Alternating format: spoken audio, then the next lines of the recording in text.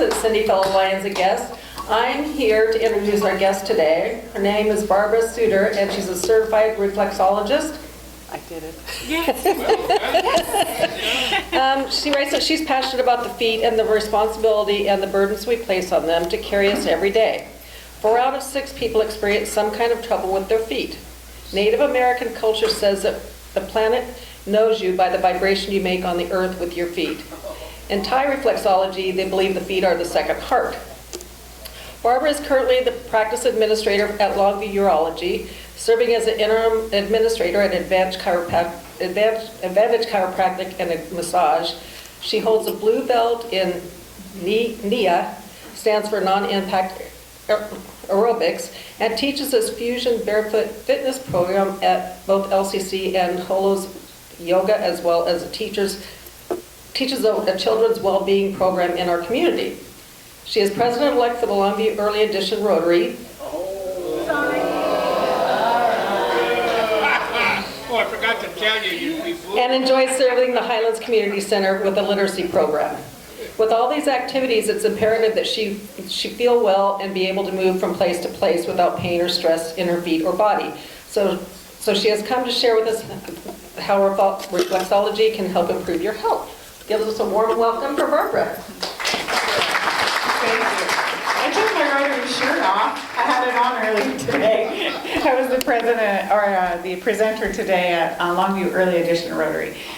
So I took my shirt off. Wore this one instead. So, yeah, I see I need to buy a yellow jacket on the way out the door. I was kind of nervous on the way here, and then I look around and I see friends. There are many people here that I know from our community or other things that I've done here, so it makes it very easy to come and share with you a little bit about what reflexology is. Is there a show of hands of anyone who's had reflexology? Yeah, excellent, excellent. So I own a company called the Unshod Raven, and I do reflexology out of my home at present. Some of you may know me because I was one of the former owners of Aesthetica Day Spa. I've not been there now for about 18 months, and I'm doing reflexology and, as she mentioned, some other things. I've had a varied career. I'm a lifelong learner. So I wouldn't say that I get bored easily, but I'm not afraid to learn new things, and I have had a number of things as careers in my lifetime. I have spent 28 years in the practice of medicine. I started out thinking that I was going to, I forgot I have to advance the slides too. Hang on. Oh, maybe print it over here. Take the mic with you just without. Oh, I could go over there. Okay. Yeah. Hang on, but I gotta pick up all my toys. I have toys, all kinds of stuff.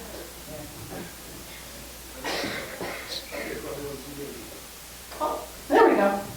I thought I would be the right arm of a physician. I went to school after high school thinking I would become a medical assistant. And I got out in the field and I couldn't hurt people. The first place they sent me was to a GI office, gastrointestinal office, and they were doing sigmoidoscopies, and I just couldn't be there if people were hurting. And so I redirected my studies and became a practice administrator. Let it be known, I have no trouble hurting doctors, I just couldn't hurt patients. So in 2008, I kind of had the dream that I would open a wellness facility with my business partner. And that's where we became exposed to reflexology. Back at that time, you could actually touch feet without a license. And so one of the things we would do to make a service more special was provide a foot massage to someone after their facial or something so that they would have a greater experience, also allowing our employees to get out of the room and turn the room over a little bit faster. And I discovered that I could touch people without hurting them. So little did I know that I would end up with the ability to touch people. Are you my clicker? Oh, it's working now. Okay. Wow, it's like I have to be I got a lot going on here. So the oversight of reflexology is done by the Department of Health, just as it is for massage therapists. I'm a graduate of the Seattle School of Reflexology and Massage.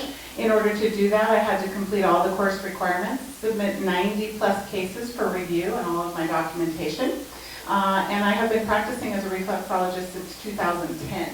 I became certified in 2012. And it's led me to other avenues of health. As I mentioned, I'm a NIA instructor at Lower Columbia College, which is a barefoot fitness program for anybody. So it can be done from a chair, but it can also be done for higher level athletes. So if that's something you'd like to learn more about, I'd be happy to share that another time. I also have a children's well-being program. This morning, actually, I taught at Family House Academy, a part of that program, which is also done using healing and yoga and barefoot. So very fun. Oh my. Okay.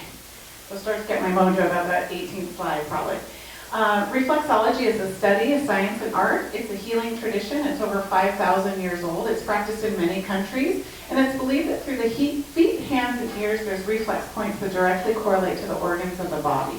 So much like energy through a wire or a water through a hose, it's believed that when that gets tangled, it's harder for that energy to flow through the body. So what I'm doing is actually using something called a thumb walk on the bottom of the feet. It can also be done on the hands, ears, and through the scalp. And that then is like unkinking that hose for a person. And it definitely affects the internal organs of the body. I'll go ahead and send this pillow around if you want to take a look at it. It is a good map of the feet. If you were to look at me from the side and look at a foot from the side, they have the same shape. So you can see their back of the head, thoracic cavity, abdominal cavity, and then the pelvic cavity. So the organs in that body are addressed through that area of the feet. There's Eastern modalities and Western modalities. In Eastern, it uses the meridians, much like acupuncture or acupressure.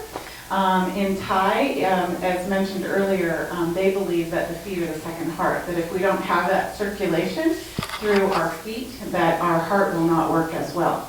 In Western, much like other Western medicine, it's more clinically focused. In 1917, William Fitzgerald discovered the vertical zones, so the zones going up and down.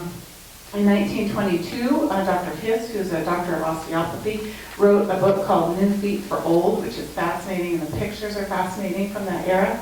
In 1924, Joe Shelby discovered the horizontal zones going across the feet, and you'll see that in the pictures in a minute. In 1950, Dr. Wickler, is a DPM or a doctor of podiatry, first proposed modern shoes are the cause of degenerative disease. It used to be that shoes were made by a cobbler. They were made distinct for the different variations of the feet, and there are actually studies to show that disease potentially increased as a result of the machine-made shoe. And in 1957, Dr. Noget from France proposed the image of the body on the ear for ear reflexology. There's if you haven't seen the pillow yet, this is similar. So it shows you at the top being more the brain and the sinuses, the pituitary, so the organs of the head, moving down to the lungs and the ball of the feet, the liver, the organs that would be in this area of the body. Then moving down to the heel, you can see on the side there that it's the spine. You may not be able to see it, but it's numbered on the inside edges that go all the way down to the coccyx. There's knee and things on the outside hips. This actually shows the muscles of the feet.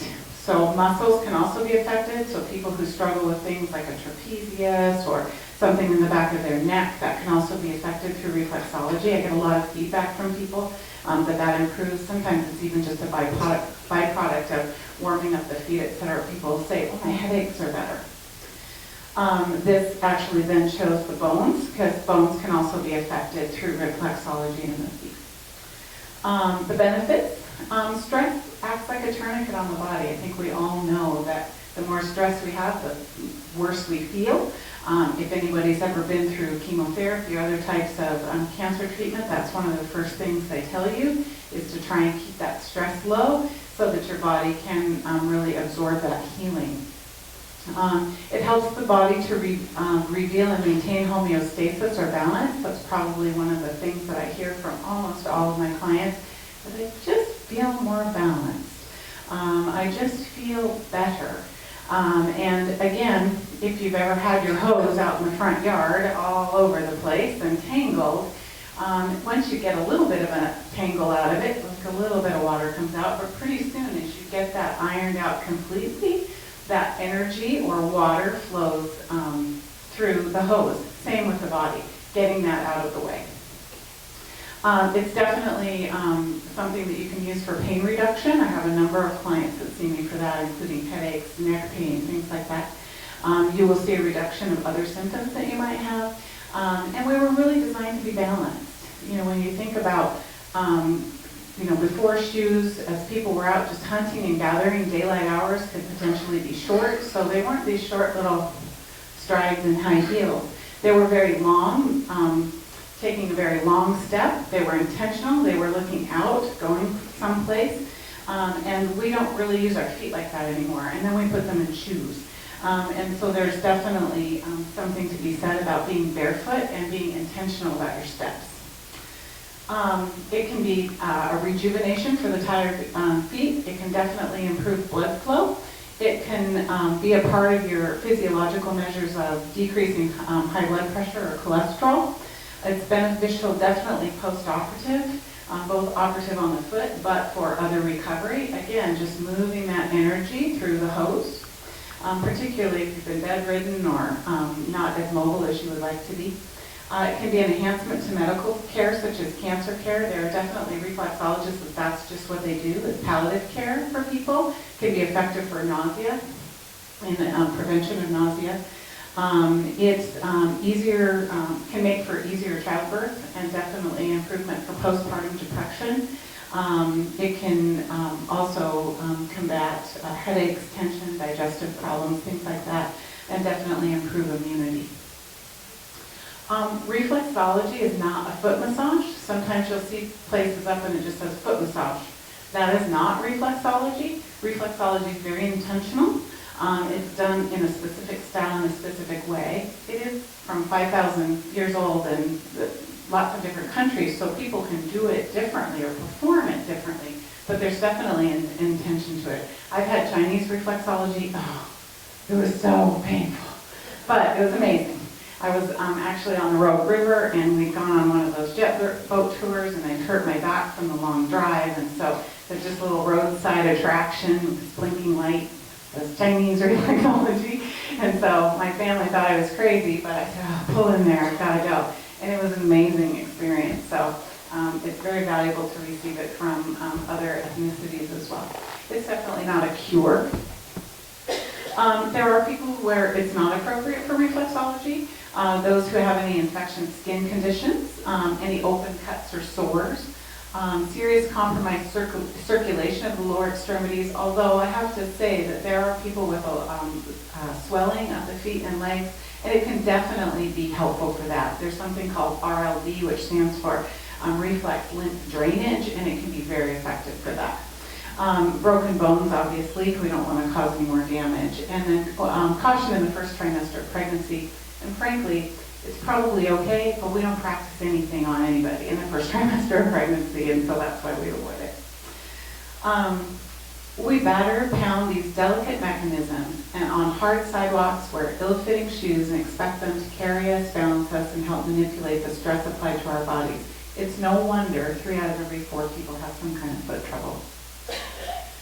The function of the foot, there's 26 bones, 107 ligaments, 38 joints, 32 muscles, 60,000 sweat glands, which is amazing since I teach a barefoot fitness class, 150 possible moves. They're capable of walking 200,000 miles in a lifetime, and most of that's done before we're 20 years old. And if you think about babies, they're barefoot. And how they begin to use the foot as they develop is really quite amazing. Also, something else I think is amazing about babies is that the thumb in reflexology is considered the brain. And almost all babies either want to feel something with their thumb, like that satiny part of a blanket, or rubbing that on their ear. Children rubbing their ear at the same time, that is double the relaxation, because that is the brain involved where they touch each other. So our bodies kind of just know what to do. There is kind of the anatomy of a foot as far as the bones. So there's the calcaneus, and I can send this around too. I accidentally took that to Rotary this morning for my other talk. It was in my bag, and they looked at me like I was a little goofy. So So the calcaneus, that's where the tendons and everything on the back of the foot attach to that heel. So if you've ever had an Achilles issue, sometimes it can pull on that. That can also split off like cheap plywood off of something. It can kind of tear apart. That can be really painful for people. The cuboid are those square bones in the center. And then there's something called the cuneiforms. They're square. And if you've ever seen like a bridge built of stone where the squares are there to create the arch, that's the same thing that is created in our feet. And then there's the metatarsals, which are the longer bones of the feet, and then the phalanges, which are the toes. And if you've ever broken one of those, it's really painful, but there's not a lot they can do about it. The stages of walking, so like I mentioned before, if we were hunters and gatherers, that stage of walking is to take a good long step, put 80% of the weight onto the heel, and then you advance forward with 20% of the weight bearing through the medial arch, and then transferring off on the toe. So a lot of people miss that or aren't conscious of it. The older we get, the more we tend to sort of drag our feet, which if we were barefoot and walking, we would be reflexing our entire body as we were walking. But the more we are unconscious of that, the less that we're doing to our body to just move that energy in general. There's kind of the anatomy of what I was talking about. So the heel, then there's a red line, it's a little hard to see. Then that pressure to the center, and then toeing off. Sometimes people forget to toe off. Flip-flops keep you from toeing off. And actually, if you could hand me, there's a blue bag on the floor there, I'll show a couple ideas of shoes.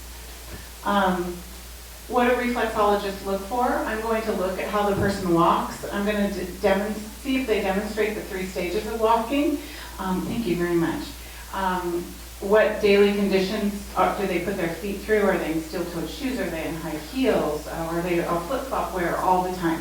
Things like that.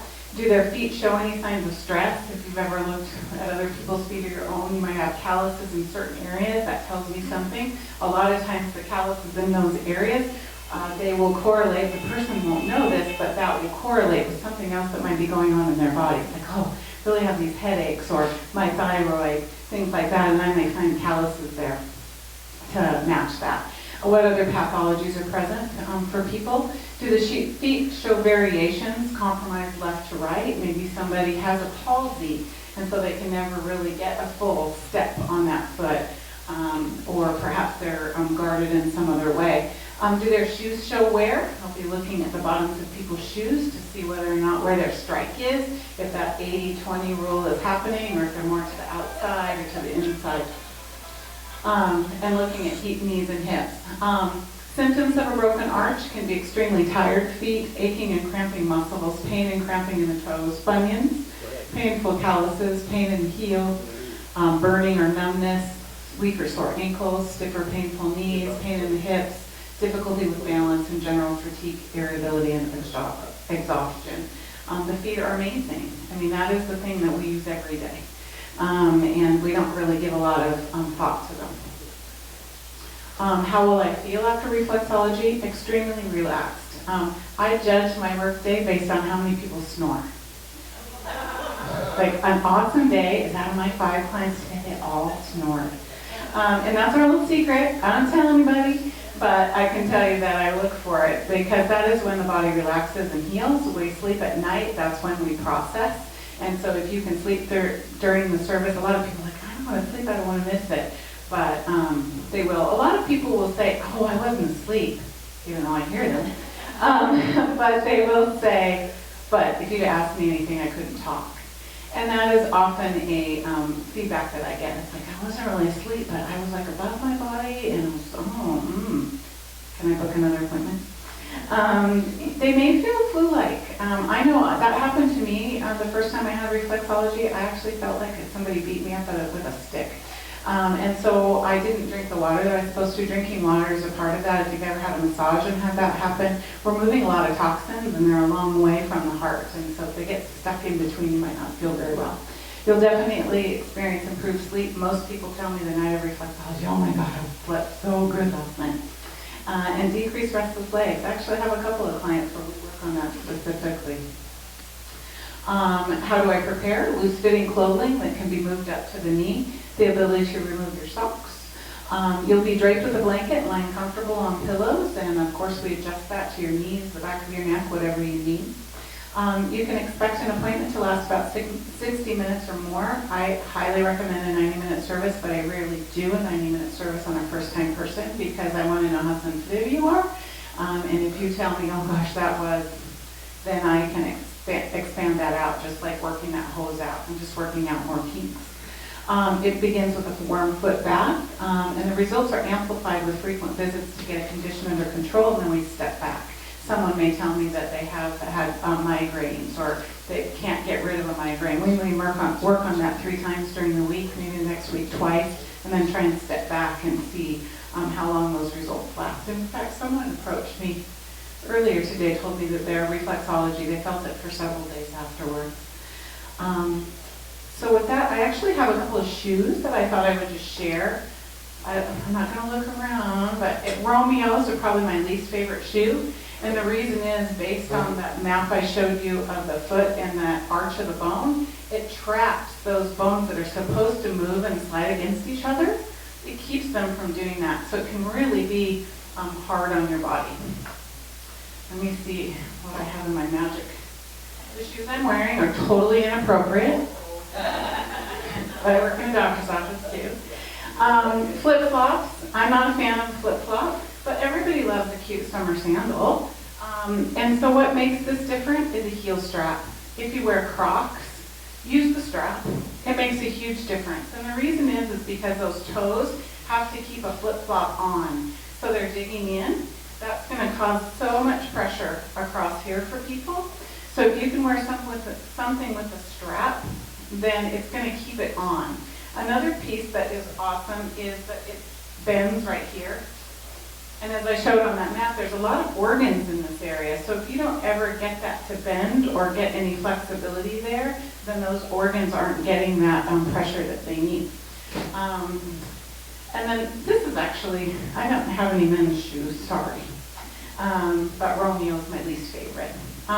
This is a shoe with a fairly low heel. For women, we want to wear at least a little bit of a heel. What I like about this is that it does have a strap, but the strap isn't right over those bones that I talked about. It also has a square toe box instead of a pointy toe box like what I have on. And it bends in that same spot. It's probably the number one thing that I look for in a shoe is can it bend there. If you've ever had like a Candies sandal or those Dr. Scholl's sandal where it every time you walk with a wooden sole on it, probably not a great choice because you have to keep that on so hard with your toes, and it's quite heavy, so you're having to keep it there. So does anybody have any questions? Yes, ma'am. Does reflexology help with generic neuropathy, not related to diabetes? Yeah. If you were to talk to Bill Floco, for example, one of the leading reflexologists in the world who does a lot of studies, many of the studies are done outside of the United States just because they're not FDA testing, so nobody benefits from them other than education. But if you were to talk to him, definitely those neuropathy is something called substance P, where, like I was explaining with the hose, that substance P gets to the brain, and the brain says, ooh, I don't want to experience that, so it reroutes around it. And it's like, ooh, there's more pain. Okay, it reroutes around it, and pretty soon it's this bejangled hose out in the front without any movement of that chi. So yes, it can be very effective. Other questions? Thank you. Okay, great. Thank you.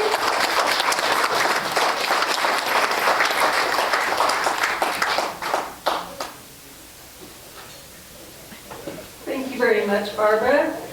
We have for you one of our special Lions mugs. I dare you to take it to your Rotary meeting. So taking that to Rotary. Thank you. That Have was to put wonderful. $100 in it, but thank you. Very interesting. Okay, review of announcements. Carrie Ann has, I have a hand up. Yes? Do you have business cards? I do have business. In fact, I have my business cards, and I have the other reflexologist in our community, Anita Hyatt. I brought hers too, because we we love for people just to be exposed to it, so yes. So you can pick those up after the meeting. Thank you. Carrie Ann has a Taste of Italy meeting every Wednesday until April 14th, which is our Taste of Italy. We need baskets, so be sure to bring those in. Leroy has offered his office to store them. It's over on what street? 14th and Maple. And Terry has a golf tournament going on, so he needs help with sponsors and teams. Marilyn says they're going to have a book event again in April. They think the 16th, but they'll get back to you. Gary has all kinds of apparel over there, gently used and new.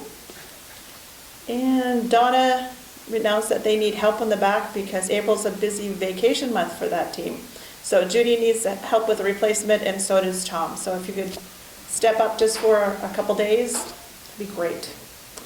The Leadership Institute is May 10th and 13th in Vancouver, Canada.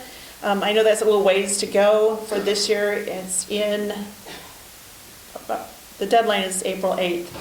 But next year it's usually in Oregon. So it goes down south one year, up north one year, south one year. So we'll be sure to get a bunch of people to go if no one's going this year for next year. We have Spring Conference, May 18th and 19th is here in town. There are sign-up sheets back there to send in. And June 9th is our installation for the new officers. And with that, we have our blue ticket, which has, oh yeah. Let's have a board meeting this Thursday. Okay, sounds like it's Let's be make it about right. 7 o'clock in the morning. 7, yes. 7 a.m. How about that? 7 a.m. Bob Paul's board meeting. Great, thank you. Any other announcements?